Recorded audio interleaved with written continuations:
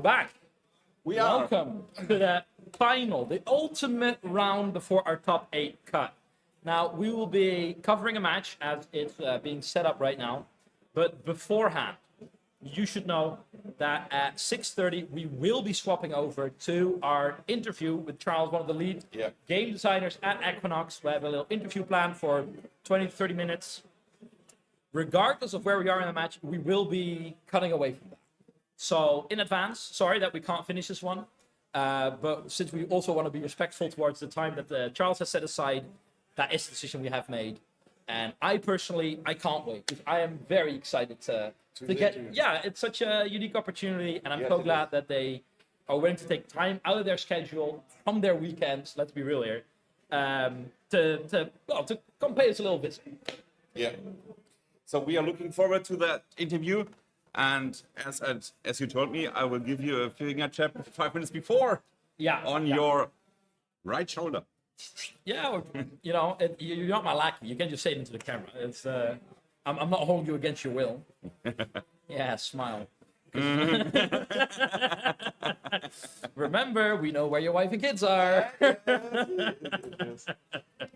Now, as we are getting set up, I have made a little selection of a type of game because we have so many Gulrang players. I thought it would be interesting to feature Gulrang on stream. Production will provide us with scorelines for a bit. This is the final round, so the stakes are as high as they get. 6-2, 1/3 goes through. 7-1, you're through. 8-0, you are through. Yes. Now, still, even if you don't make it to top 8, top 16, it's still a significant little bump in rewards that you get.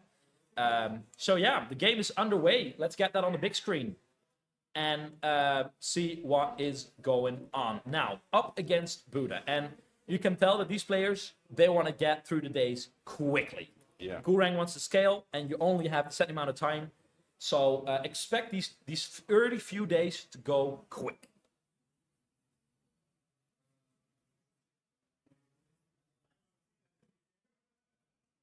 Now, Buddha did start out as first player, which is a giant boonda.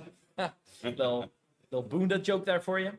As they have advanced on both expeditions, not necessarily a nightmare for Gulrang, especially when they can follow it up by Massacre. There's a new card from Whisper of the Maze that's now played as a landmark. Mm-hmm. It's called Sketchers. Massacre. Oh yes, sorry, yes. It is a nightmare to play against. Let's be real here. It's when you play it, it makes for every expedition that's behind your tide, you make a token in that expedition. But because you're Gulrang, they get a boost, and they'll do it at noon as well. So Gulrang will, as long as they are behind and or tied, they'll get a token in it. That's a 2/2. Now for the start, they're currently on 4 mana, moving on to 5. They will have Defender, but once they have passed that 8 mana threshold, they will lose that Defender, and all hell breaks loose. Now, how do we see this answered usually? From the side of Bravos. Yeah, or just in general. Well, I have experience with this card, so I'm not used to play Gulrang. Mm-hmm. That's maybe a problem because I didn't pay attention to that hero for a longer time. Yeah. So we see now Nord Spy. Yeah. So what is usually the way to try and combat this is either try and tempo it out, right, before Gulrang gets to go online. You want to be so far ahead that she can't come back. However, because of how Gulrang is played, you saw on turn 1 as well, drawing the Conjuring Seal, drawing the extra cards. You're going to be behind anyway, so might as well try and stock up on resources. The ways that Gulrang can stall out a game, so to speak, pardon me, here, because they're both behind, you get to make a 2/2/2 and also draw a card, and they get to do it again next turn. It's getting really tricky for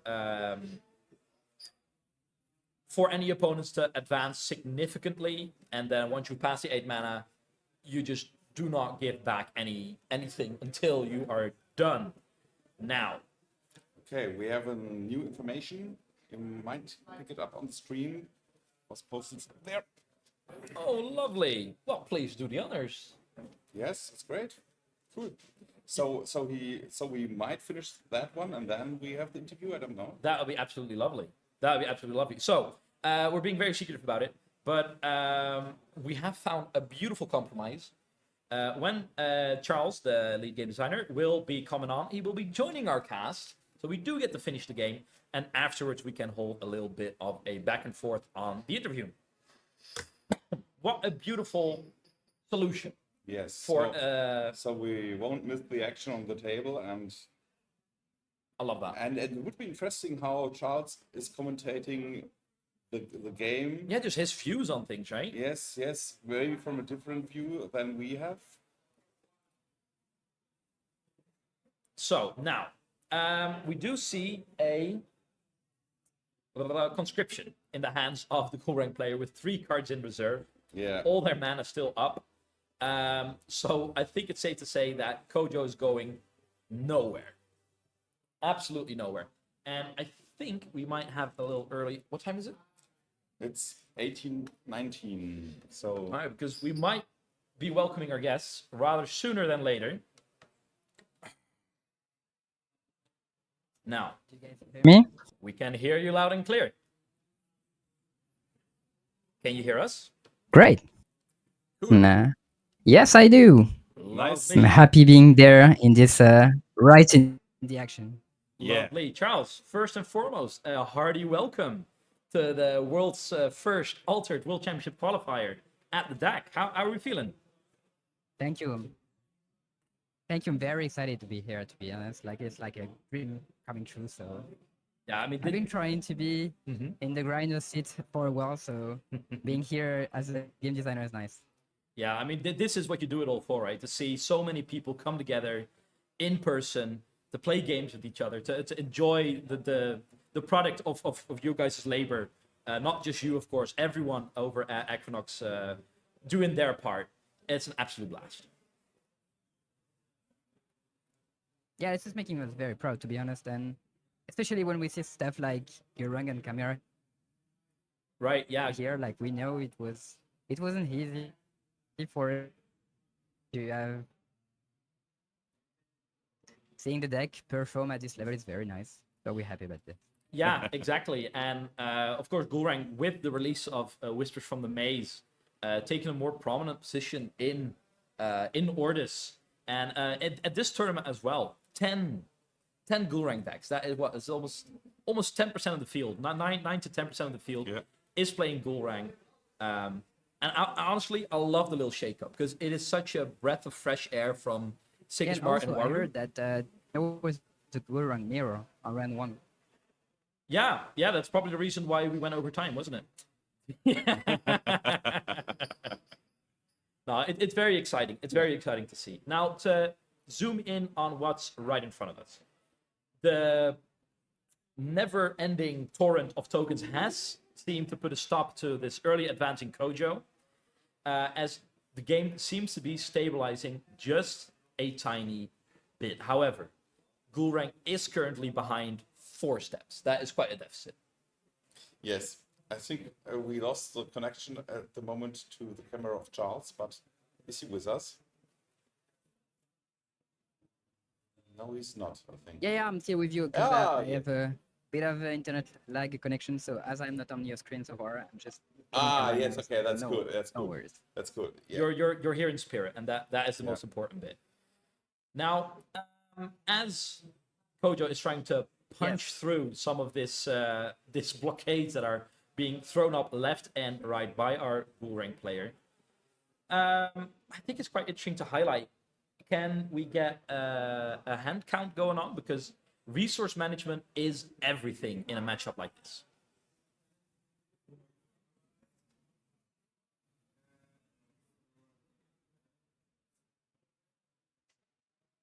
So we are currently looking at Kojo on 3 cards and 1 in reserve. Of course, already used the mass. And we're getting a life count on Gulrang, because that is what I want to highlight, because it's really a marathon right now. And despite all the card draw, Gulrang also currently sitting on 3 cards. So it's really neck and neck, and the landmarks are really going to have to make the difference here.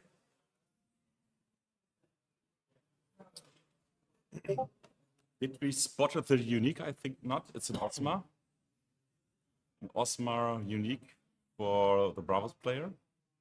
Yeah, you can bet for sure that will be looking to get some of that card advantage going back the right way. And for some extra little detail, this is the last We've day. seen a lot of This is the last day that Gulrang will be sitting yeah. So on. we've seen a lot of Osmas. Definitely, and they do Yeah, look I like was sorry. I was just saying we've seen a lot of Osmas in the because deck. Like, they really want this card advantage going. Seems like yeah, exactly. I mean, cards are so valuable in this game, in the right? unique slot. Cards are so valuable. It is, especially on a higher level, I think the key to victory. One thing is to just manage your resources, but the other one is also to get them. As we have to push a little button. Yes. Yes. And we're back in business. All right, so Kojo inching to victory right now, slowly but surely. And Charles, as a certified expert in the game, I think we can say, as a Kojo player, what is something you want to prioritize right now? Is it focusing on one expedition? Is it denying cards? Is it taking a break to get some more gas? What is the way forward here? I mean, at this point, you have like two possibilities. Mhm. Either you try to trick the Mezek stat, like getting one of the expedition of Gulrang being like ahead, and then you focus on that expedition and you try to win. Yeah. Or you take a day off, kill the Mezek stat, destroy the Mezek stat, and then the day afterward you try to advance and win. Or you just focus everything on one expedition and try to win it. But the thing is, it's very hard to contest Gulrang's on pure stats. Because they have Exactly. like so many stats with their tokens that it's very hard to do. They are on 8 mana now, so they have lost Defender. So this is the moment where Gulrang Yeah. will be firing up those engines to see let those muscles roll, so to speak. And as we say, the first unique is being played, putting more pressure on that reserve from Kojo, who's already dwindling on cards. We see a Jack Frost in unique.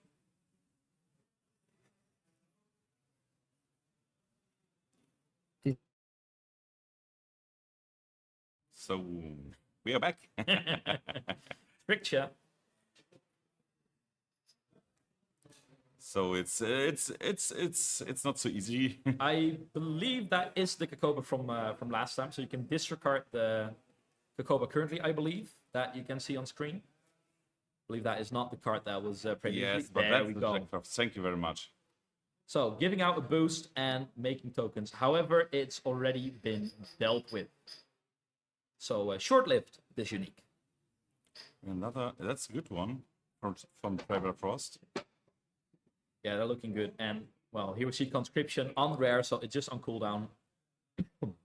Trying to, put up those higher and higher barricades. Really making it so tough for Kojo to still play this game. And at this point, victory, you can almost smell it as a Kojo player. you can see it's right there. It's only 2 more steps, and 2 more steps are it's nothing, but it's never seemed so far away as it has right now. Yeah. And I'm very curious, Kojo, how will you manage your resources? I think we can write this day off as a loss, right? With 4 mana still left on the side of Gulrang. Maybe just best take a day for yourself, regain those cards, so maybe the day afterwards, when you have Buddha as well, you can let loose. Yeah, that's the thing with Kojo. It's like you can abuse the weekday, strong day with the Buddha. And that's especially good against Gulrang because they, most of the time, need to overcommit to be sure that they are going to defend each side. And then you can exhaust them of resources with the strong day with Buddha. Yeah, exactly. And I think we might have seen a tiny little misstep investing the... I think it was the teamwork training that was played to get rid of an expedition that seemed to be doing fine. You got to cover your bases, of course, right? But that is those are valuable cards that are being spent on an expedition that seemed to be already winning. Yeah, as you can see, the Gulrang player seems to have only 1 card left in their hand. Oh yeah, no, I get it. Which means that yes, they can manage to make a lot of tokens and stats with their cards, but they don't have a lot. which is not the case of the Kojo player, which has two messes going on top of them. Yeah, exactly. And now we can see and realize why he was taking care of that Osma with the double dusk trigger. Yeah. It makes a lot more sense to get that off the board ASAP. Yeah, it's a really nice, unique Osma. Yeah. Yeah, lovely. And there it is, Messick Tet being taken off the board. But is it too little, too late? Because I do think there's only one card left in hand for Kojo. Yes, he will be refilling, but what can Gulrang still put on the table? Yeah, the thing is, construction is less good too when you have few cards in reserve, and with the mess you can just resupply and then play the card right away, which plays good around conscriptions. Yeah, definitely. And these reserves they're not that big. And even though there's two messes in play, I don't think he'll be resupplying a lot. So this might be the gap that Kojo's been needing, the opportunity to pounce and catch, not catch his prey, but be reunited with the predator. Well, looks like the Gurang player has 3 cards in their hand. Is it the draw for the turn, or Yeah, did they we are already currently have in to- mourning. We are currently in mourning. Okay, And that not makes sense. only in mourning because of the Messick that got destroyed, but also the first phase of the day today. Yeah. And to remind everyone watching of the stakes, this is the final round. So we are playing for our final positioning before we make top 8 cut. So if there was ever a time to lock in and play the best altar that you have inside of you, today is that day. Yeah. Yeah, and looks like the Gurang player tries to not go without the Kojo and accept that this day is a weekday, is going to go 1-1, and we're good with that. Yeah, and like we said, beside the Conjuring Seal, it was tough for Gulrang to keep up with the resources that we spent, and with the the Duel of Grit Oh, wow. that is being discarded as well. That's a rare one. That is the resource that you just cannot afford to lose in this position, becoming tougher and tougher and tougher. Now, a single Wow. conscription, and that's how you know it's getting desperate. And with the Scotty as an answer, what is left in the tank? A second conscription, another 2/2/2. But Kojo, do you have what it takes to push it that final little bit? No, I believe he's out of cards. And that is one step closer to victory. Now all these cards leaving. The expedition will These put... two messes are full of gas Exactly. now. Yeah. Exactly. You're catching on exactly the way I was going. And those might be the resources to push it over the edge once again. Now, you can only use them once, but that might be everything you need. Double resupply is like having 2 aloe veras at noon. It is crazy. No Buddha. I mean, at this point, we could see some open the gates effect from a unique in Gurang that could stabilize this kind of board. But if you don't have these kind of things, you're going to need to have like heavy hitters. Yeah, and Because, that is the they're tricky very bad. part. Because you have to go first, you have to commit. You're going to have to pick and choose which lane to go in. And whichever lane you are going in, Kojo will be going into the exact opposite of that lane. So your first card kind of has to be a throwaway almost. Yeah, maybe if they have like a scout 1 card or Maybe, but I I'll think prefer Prio something 1 like is getting rid of that Scotty or emptying out your reserve, right? Mm-hmm. Because when Scotty is being played, she will exhaust. Oh, yeah, no, she can definitely exhaust one of the conscriptions in reserve. And that might put an ever-tightening noose around this Gulrang's neck. There we see Oh. Scotty will get the fleeting.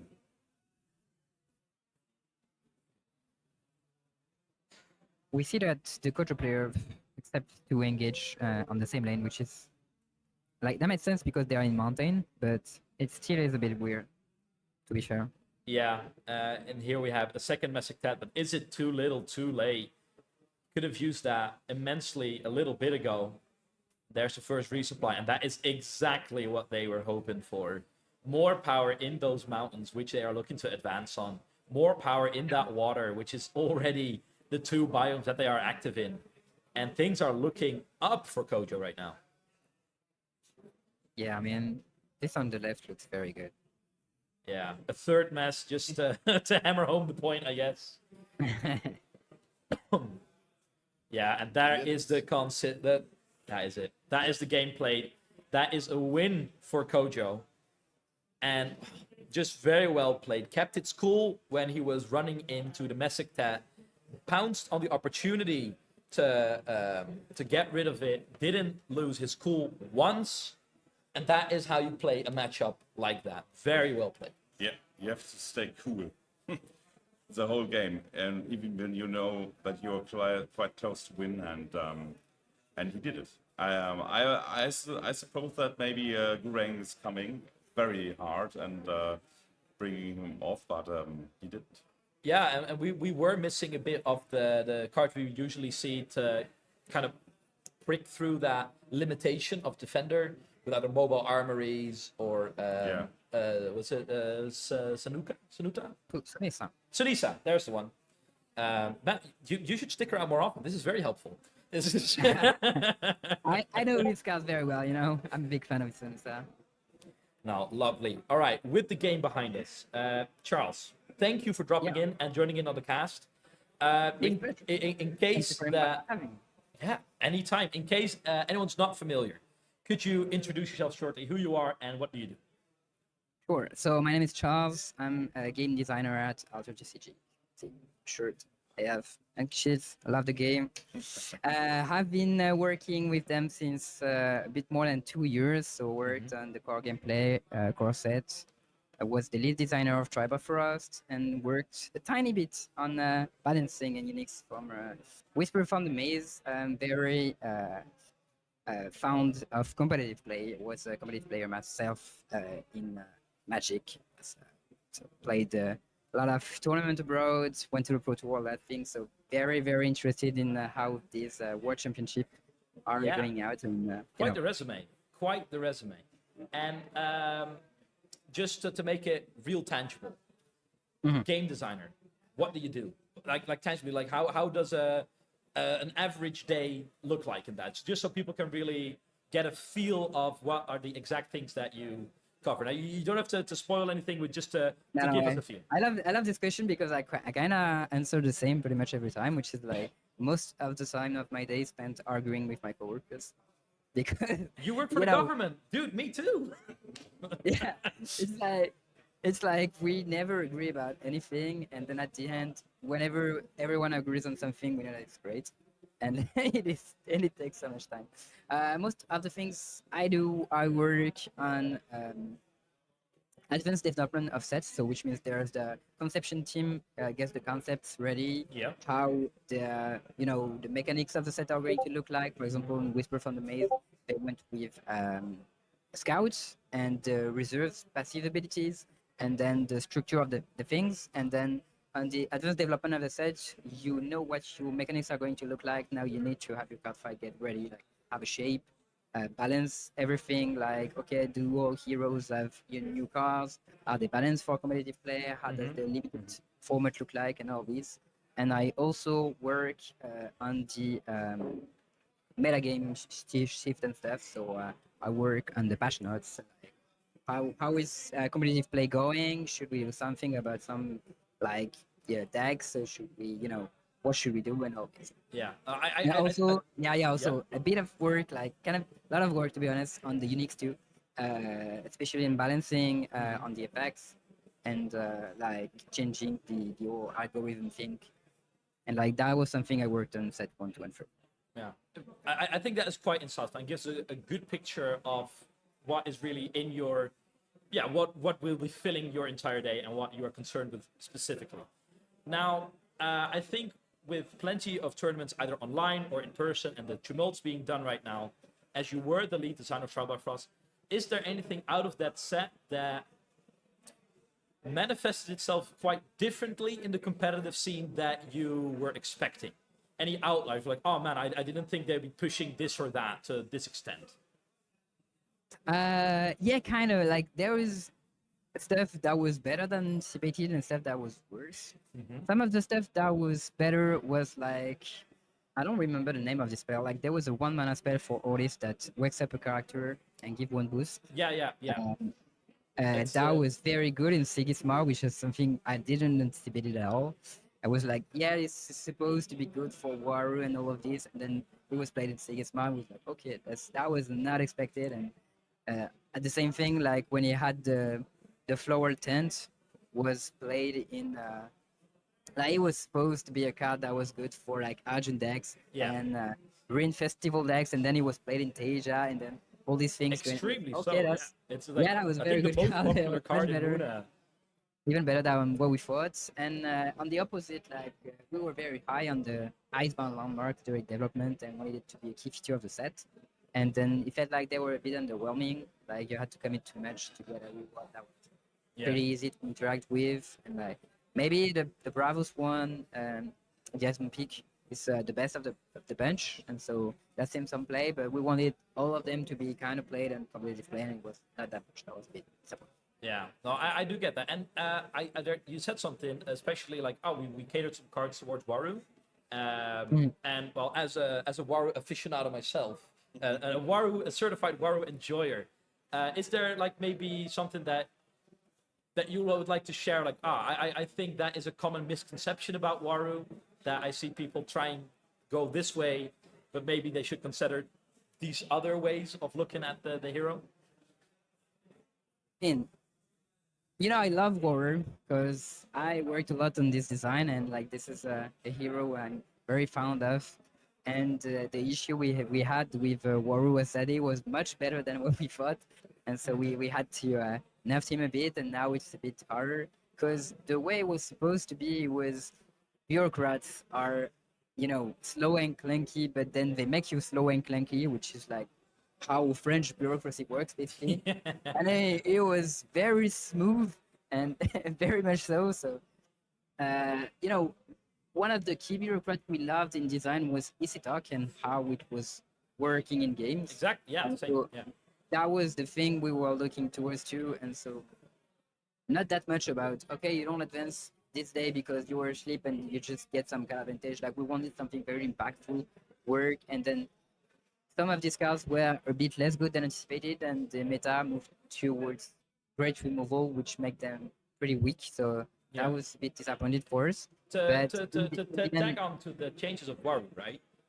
Yeah. That is, I think there's already been a lot said about the changes either here or online, and there's a lot of opinions floating around. Facts is they took out a token, sure, and they took away the sleeping. Now that is taking away options. That's taking away agency from the players on what is previously quite a flexible hero. Is that a design philosophy that we are to expect in the future as well, where heroes will remain quite straightforward? And I'm trying to be vague enough so you don't have to spoil anything. But is that ideology to keep heroes relatively Yeah, I straightforward? get where you're coming from, but basically, we want flexibility. Like most of the flexibility we want, we don't want it to impact your opponent, basically. So, like, flexibility in deck building is great. Yeah.